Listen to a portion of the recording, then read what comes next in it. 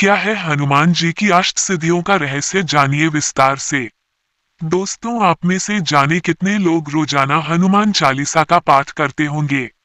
हनुमान चालीसा के अंतर्गत आने वाली चौपाई अष्ट सिद्धि नवनिधि के दाता असबर दीन जानकी माता का पाठन तो सभी लोग करते हैं, पर क्या आप उन अष्ट सिद्धियों के बारे में जानते हैं? इस चौपाई का अर्थ यह है कि माता जानकी अर्थात सीता माता को राम भगवान की मुद्रिका देने व श्री राम जी का समाचार मैया तक पहुंचाने पर माता ने हनुमान जी को अष्ट सिद्धि व नवनिधियों का वर प्रदान किया था।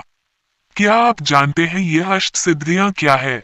आज के इस लेख में हम सिर्फ हनुमान जी को वरदान स्वरूप प्राप्त अष्ट सिद्धियों के बारे में ही बात करेंगे। तो चलिए शुरू करते हैं।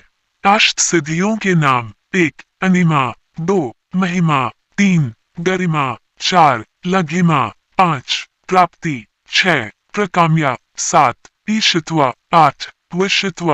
जानिए अष्ट सिद्धियों के बारे में विस्तार से। अब हम सभी 8 सिद्धियों के बारे में विस्तार से चर्चा करेंगे, तो चलिए शुरू करते हैं। 1 अनिमा। जिस सिद्धि का नाम सर्वप्रथम आता है उसका नाम है अनिमा। अनिमा का अर्थ है अणु के समान आकार वाला। इस सिद्धि के प्रयोग के द्वारा आप अपने शरीर के आकार को अणु समान छोटा कर सकते हैं।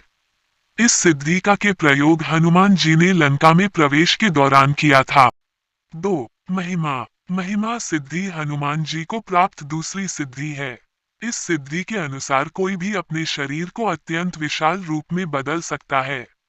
जब हनुमान जी समुद्र पार करके लंका की तरफ आगे बढ़ रहे थे, तब सुरसा नामक राक्षसी उन्हें अपना भोजन बनाना चाहती थी।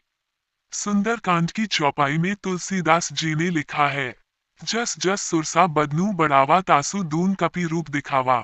अर्थात जब सुरसा ने हनुमान जी को भोजन बनाने के लिए अपने मुख का आकार बढ़ाया, वैसे ही हनुमान जी ने अपने शरीर का आकार को 2 गुना बढ़ा लिया और फिर अनिमा सिद्धि के द्वारा मुंह के अंदर प्रवेश कर पुनः हनुमान जी मुख के बाहर आ गए।